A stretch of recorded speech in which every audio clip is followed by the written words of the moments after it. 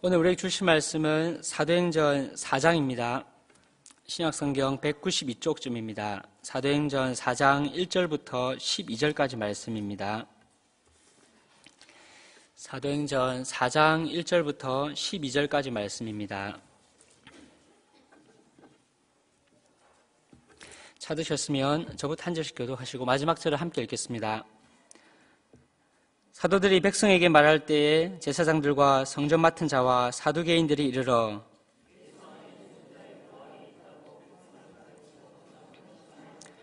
그들을 잡음에 날이 이미 저물었으므로 이튿날까지 가두었으나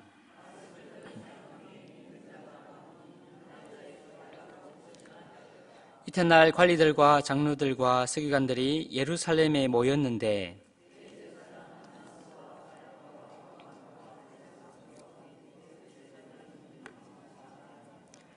사도들을 가운데 세우고 묻되 너희가 무슨 권세와 누구의 이름으로 이 일을 행하였느냐?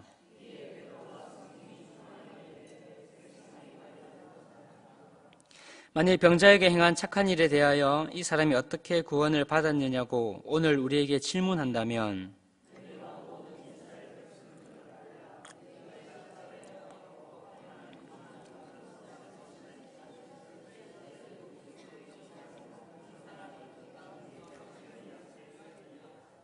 이 예수는 너희 건축자들의 버린 돌로서 집 모퉁이의 머릿돌이 되었느니라. 다른 이로서는 구원을 받을 수 없나니 천하 사람 중에 구원을 받을 만한 다른 이름을 우리에게 주신 일이 없음이라 하였더라. 아멘.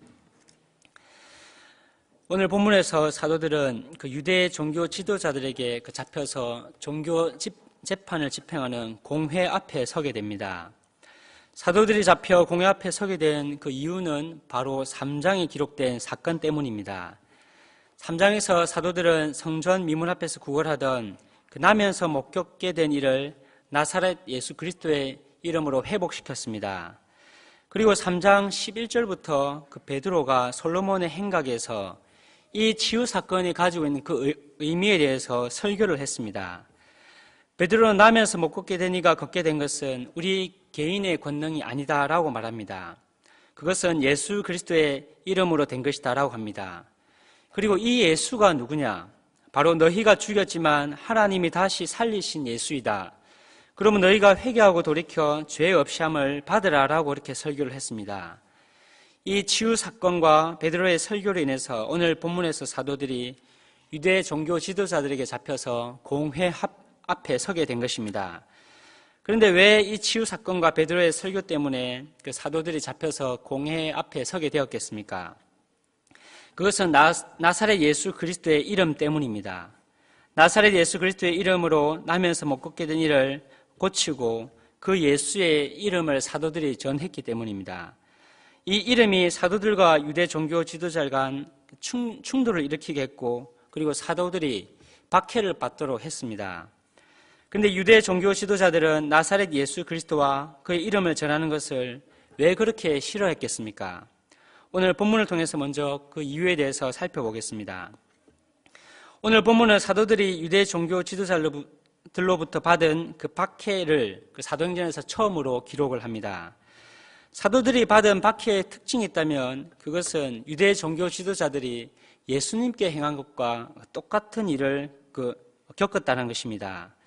본문 1절을 보시면 사도들이 백성에게 말할 때 제사장들과 성전 맡은 자, 즉 성전의 경비대장과 사두개인들이 그 사도들에게 이릅니다.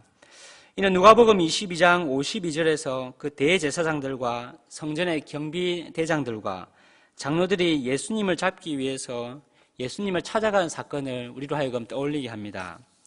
그리고 본문 6절과 7절을 보시면 그 사도들은 잡힌 후 이튿날 그 대제사장과 그 문중들과 백성의 관리들과 장로들이 모인 그 공회에 서게 됩니다. 이는 누가복음 22장 66절에서 예수님께서 백성의 장로들 곧 대제사장들과 서기관들에 의해서 공회에 예수님께서 끌려간 사건을 우리로 하여금 떠올리게 합니다. 사도들은 지금 예수님께서 유대 종교 지도자들로부터 겪으신 일과 지금 거의 비슷한 일을 겪고 있습니다. 그 이유가 무엇입니까? 나면서 못 걷게 된 이를 예수 그리스도의 이름으로 회복시켰고 그 예수 그리스도의 이름을 전했기 때문입니다. 다시 말하면 사도들이 지금 이렇게 박해를 받고 있는 것은 바로 그 예수 그리스도의 이름 때문입니다. 그러면 종교 지도자들의 예수 그리스도의 이름을 전하는 것을 왜 그렇게 싫어했겠습니까?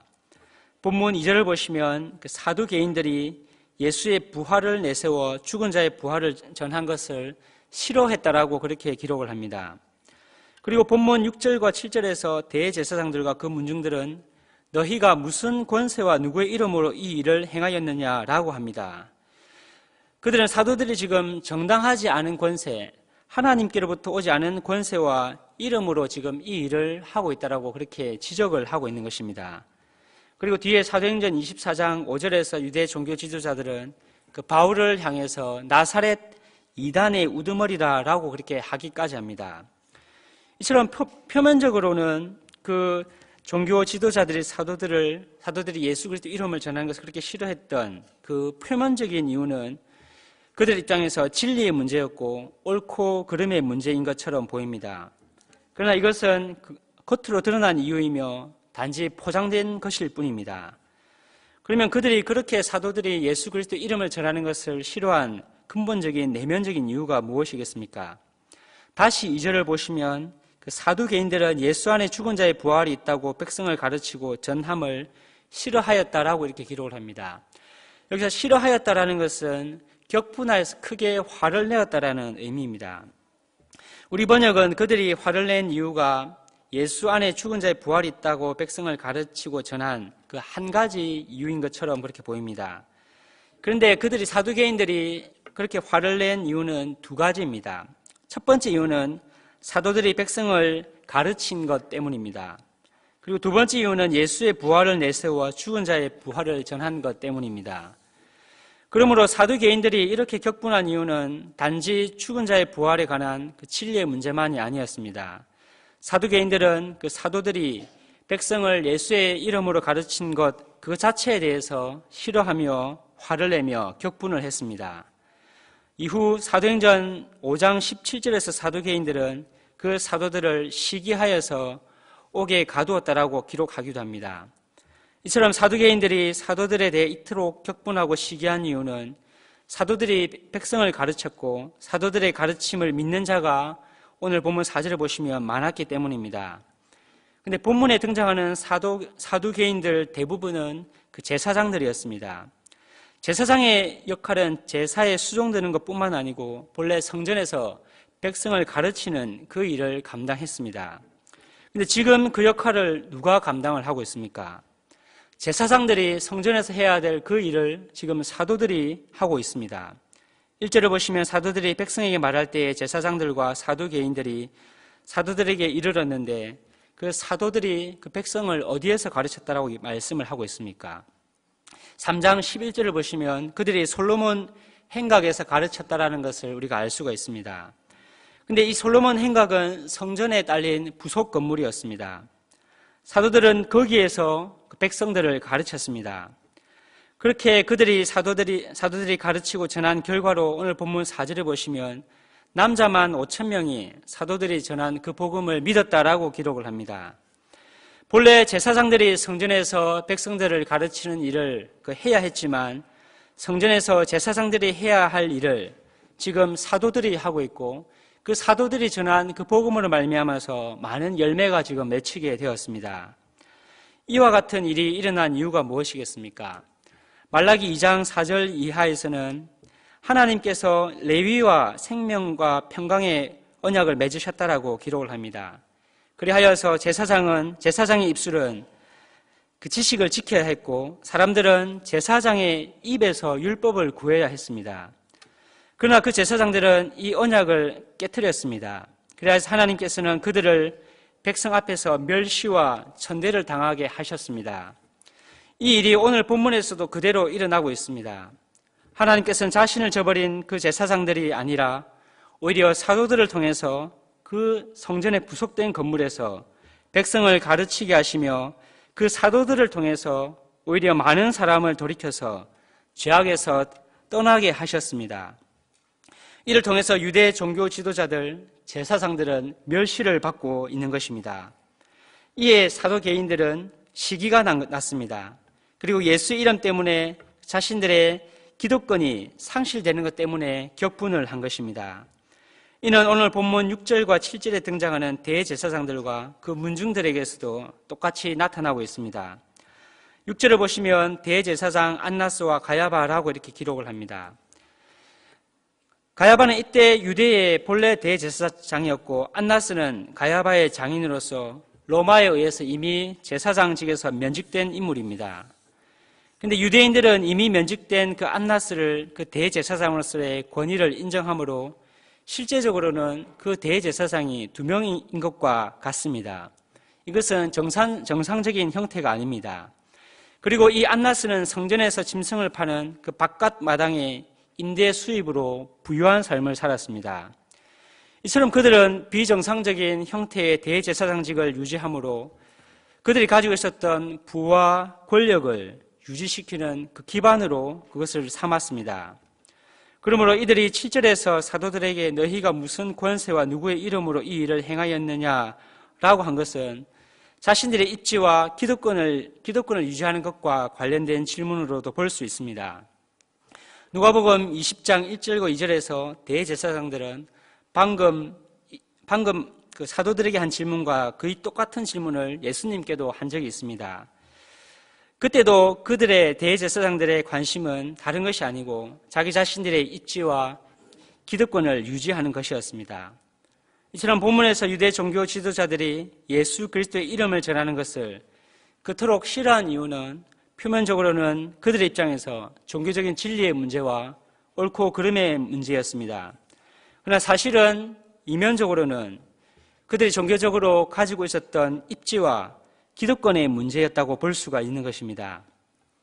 여러분, 저와 여러분에게도 이 종교 지도자들이 가지고 있었던, 숨기고 있었던 그런 모습이 있지는 않습니까? 우리는 언제나 옳고 그름의 이유로 다른 사람을 비난합니다.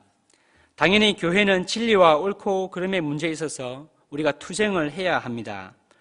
그런데 문제는 자주 이것으로 우리 안에 있는 악한 동기들을 포장하려고 한다는 것입니다.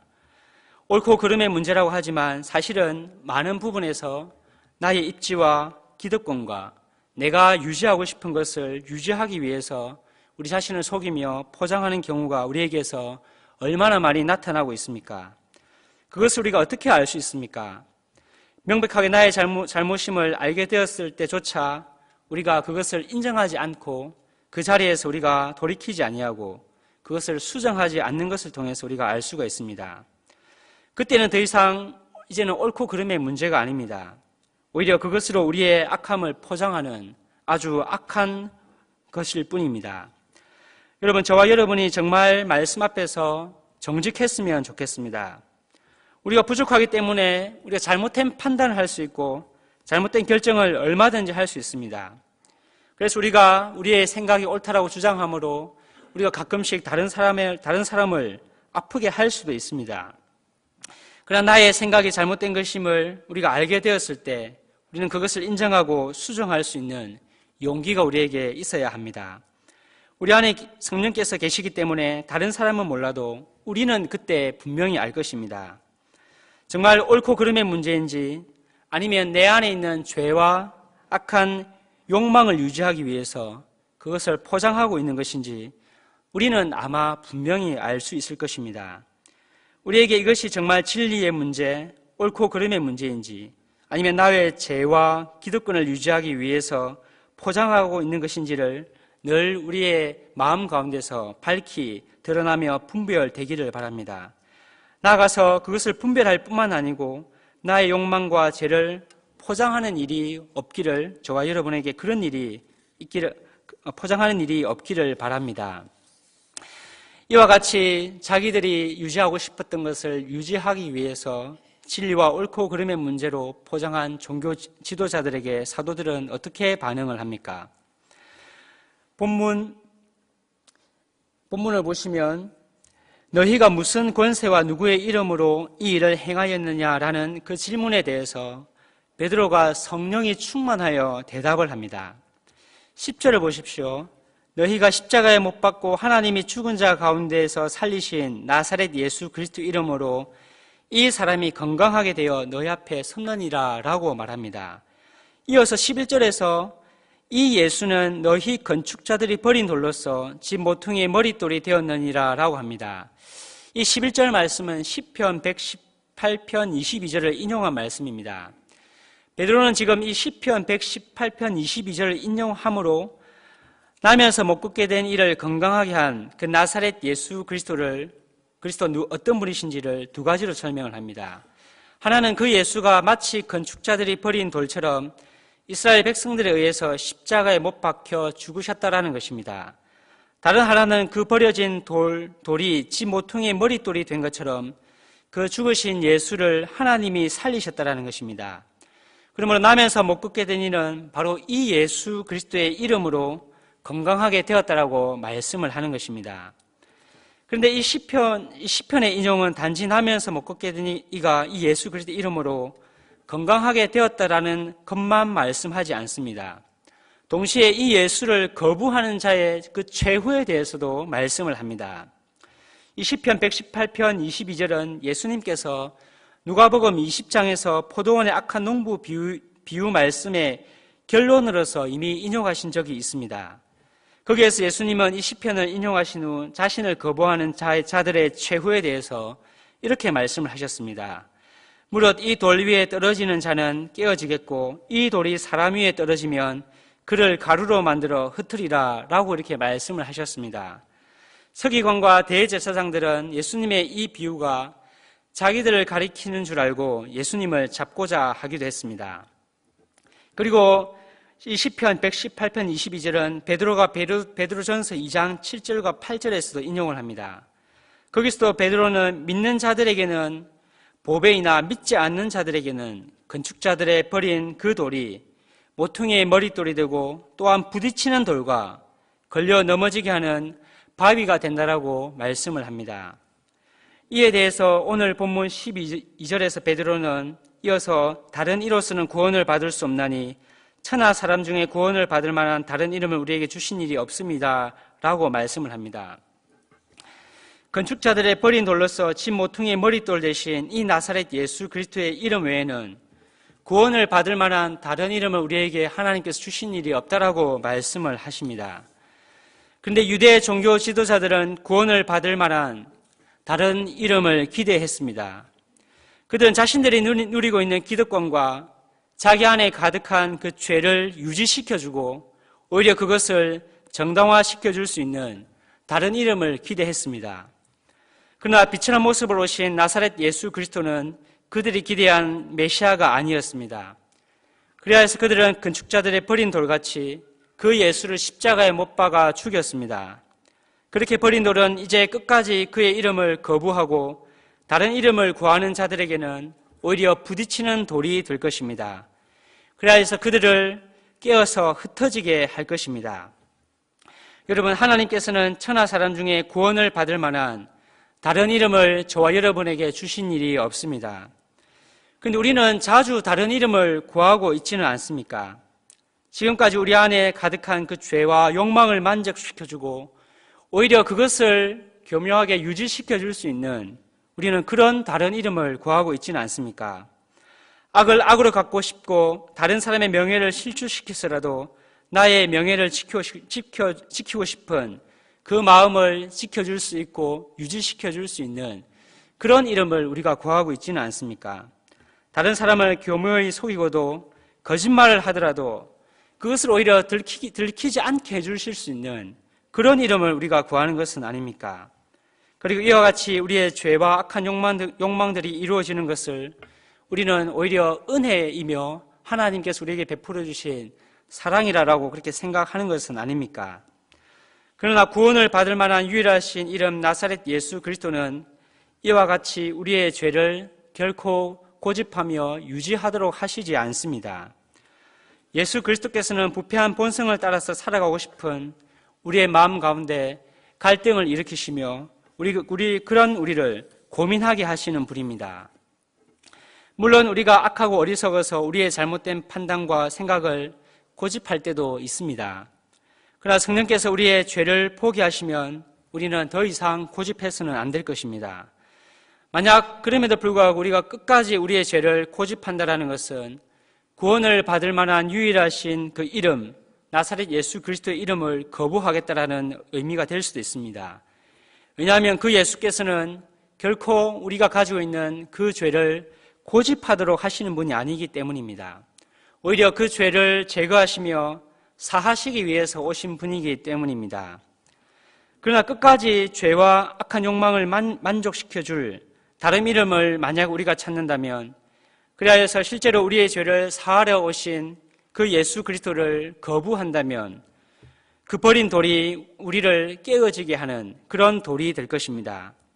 그러나 우리의 죄와 욕심을 유지시켜 주는 것이 아니고 오히려 제거하며 사하여 주실 나사렛 예수 그리스도를 구하고 찾는 자들에게는 그 예수께서 우리에게 보배로운 분이 될 것입니다. 이제 말씀을 맺도록 하겠습니다. 이 땅의 교회가 생명력을 잃어버리고 그 버려진 소금과 같이 그 세상에 짓밟히는 이유가 무엇이겠습니까? 교회 안에 그 재정이 점점 부족해지기 때문이겠습니까?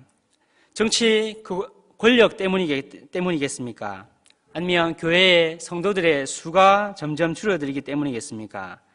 아니면 교회 안에서 윤리와 도덕을 덜 강조하기 때문이겠습니까? 사도행전을 보면 그것은 근본적인 이유가 되지 않습니다. 근본적인 이유는 이 땅의 교회가 다른 이름을 구하기 때문입니다.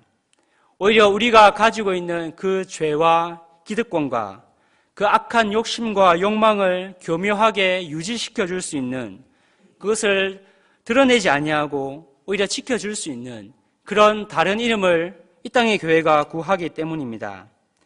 그래서 나사렛 예수 그리스도의 이름 때문에 손해보고 고난받는 것을 더 이상 교회가 원하지 않기 때문입니다. 여러분, 우리 성막교회는 다른 이름을 구하지 않았으면 좋겠습니다. 하나님께서 천하 사람 중에 구원을 얻을 만한 다른 이름을 주신 일이 없습니다.